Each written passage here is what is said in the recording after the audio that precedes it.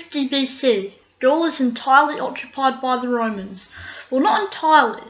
One small village of indomitable Gaul still holds out against the invaders, and life is not easy for the Roman legionaries who garrison the fortified camps of Totorum, Aquarium, Landanum, and Compendium.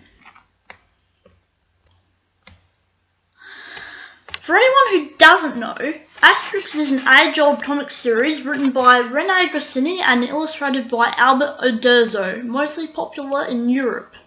Originating in France, this comic is widely unheard of outside of Europe and Australia. This comic wasn't just popular, it was on Disneyland levels of popularity. The main protagonists are of course Asterix and Obelix. And there are some other characters, but Asterix and Obelix are the main characters relevant to this video. Since I live in Australia, and my mum grew up with Asterix and Tintin as a kid, I've been lucky Luke enough, oh that was terrible, to read it as a kid. In this very video I shall take the opportunity to show off some of Asterix's games. Of course this isn't all of them, but you get what you get, eh? Asterix has had a lot more games than any other aforementioned comics, and if you don't believe me, just look how many Tintin games there are. Not that many. Spanning from 1983 to 2018, Atari 2600 all the way to Nintendo Switch, we have a lot of games to cover, so please join me as I take this opportunity to take a look at some Asterix games, of course. I mean, what else did you think I was looking at? Friggin' cat videos? I don't know. Anyway, yeah. The emulators I'm using for this video are FCEUX for all the NES Asterix games, Kega Fusion for the Master System and Mega Drive Asterix games. They'll probably be showing up in the follow-up video, and SNES 9X for all the SNES-based Asterix games, and Stella for all the Atari 2600 Asterix games, and of course Visual Boy Advance for all your Game Boy Advance needs. The first and oldest game on our list is from 1983 and is Asterix for the Atari 2600, and by the looks of it you play as some yellow thing with ears or something. Look guys, I know this is Atari 2600, but does this look like Asterix to you? Aside from that kinda mediocre sprite work, this is actually a very fun game. Although it may not look like it, you move up and down, or I guess to Asterix perspective, forwards and backwards, to collect magic potions and avoid what I think are Roman chariots. And eventually, when you get to a high enough score, the magic potions will turn into Roman legionaries. This game honestly requires a lot of imagination to determine what these visuals represent. There's very limited visuals, of course, but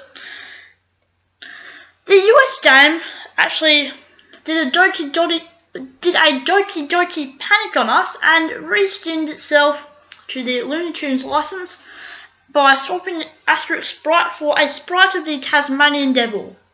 This game is not aged well, so I guess you can play it if you want.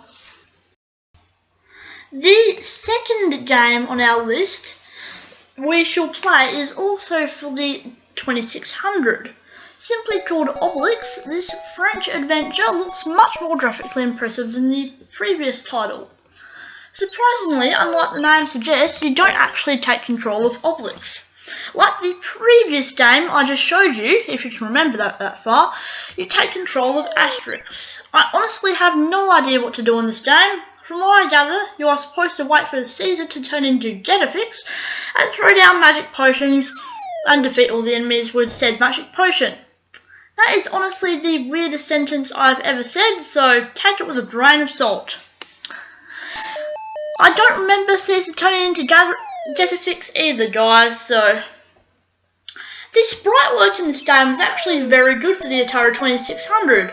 I mean, not the best looking game I've seen on the system, but Asterix sprite actually looks coherent. You can actually tell what it is, so that's that. Next!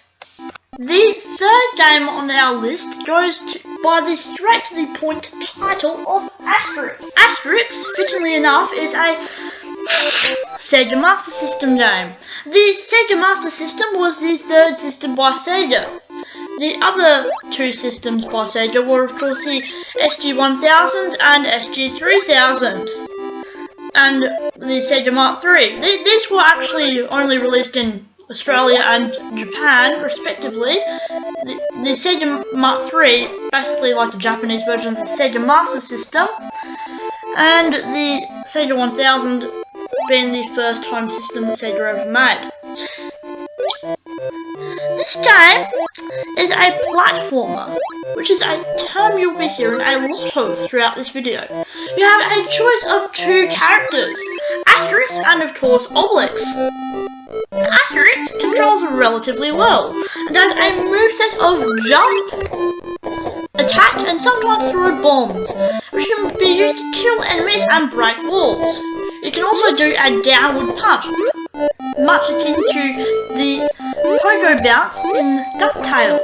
Like Asterix, Obelix can also punch his enemies, but instead of doing a downward punch attack, while airborne, Obelix does a little butt bounce. And of course, instead of throwing magic potions, Obelix throws menhirs. Yes, this game, unlike the others we have covered in this video so far, is actually very faithful to the comics. For example, all the story has the little... For example, the first little bit of story has the font used in most Asterix books. It even has a little music track accompanying it. This makes for a very nice cutscene. Or whatever. If you ask me, that is very impressive for an 8-bit Master System game released in 1991, and I'm not done yet. I personally think the sprite work in this game also follows the source material very accurately, and even has bigger sprites than the SNES Asterix game, which I personally feel is inferior. You must travel through 8 worlds, with a boss every 4 stages, and for the first stage you must play as Asterix, and the second stage as Obelix. This is probably to introduce new players to the platforming mechanics, which it does very well, in my opinion. What haven't I covered yet? Yes, boss battles. The boss battles in this game are so easy a 5-year-old could do them. One boss reminds me of the Castle 3 boss from Super Mario World. I do have a few gripes with this game though. My first gripe with this game is Asterix's short punching range. You can use Asterix's down punch, but I digress. My second gripe is the music. Some tracks are okay, but one of my personal least favourite tracks is the boss music and the underground music. My final gripe is probably how in some stages I can't progress or I don't know what to do, but otherwise I would have to recommend this one. The next game we shall cover is Asterix for the SNES. This game was also ported to the NES and Game Boy. The game was developed by Infogrames, a name you will hear a lot throughout this video. Unlike Asterix for the Sega Master System, the camera pans Asterix to the far right of the screen, or the far left depending on which direction you are facing. This new camera angle leaves little reaction time, and I usually got hit by some Roman or hedgehog. Sonic, what are you doing in the script? The game designers also placed enemies in very hard to always spot. Well, let's see if any other versions of this game are better. Asterix for the NES is a big improvement over Asterix for the SNES. For example, the camera actually pans to the centre instead of just leaving all of that space behind Asterix. The NES version is less of a port and more of a reimagining, seeing as most, if not all, of the level design has been improved upon to make the game slightly less mediocre. Asterix has almost no momentum when he runs, and just like Asterix for Game Boy, his jump art is pretty shite. And his controls suck, let's just say that. The only good thing about Asterix for Game Boy is its music done by Albert Gonzalez. The Game Boy Asterix controls so badly.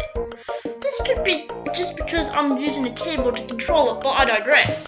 Anyway, Asterix feels so floaty, yes, he drops like a rock at the peak of his jump arc. And the stage assets are so indistinguishable. One time I went to jump on what I thought was a platform, but it turns out it was actually a bottomless pit, dang it! Let's just move on to Asterix and Obelix. Oh, one thing I failed to mention here was, most of the Asterix games developed by Infogrames, including Asterix and Obelix for the SNES, are kind of backwards with their controls. You see, in most platforming games, you use B to attack and then A to jump, right? Well, guess what? In this game, you use A to attack and B to jump, which is very backwards in my opinion, unless you're using a Xbox 360 gamepad. Well, let's see if any other versions of Asterix for SNES are any better. The next game we shall cover is Asterix for the NES and Game Boy, because they're basically the same game, or very similar at least. Asterix for NES is a big improvement over Asterix for SNES. Well, actually not that big, because the controls and camera angles still suck. Yes, very true. The NES version is less of a port and more of a reimagining, seeing as most if not all of the level design has been improved to make the game slightly less mediocre. Slightly.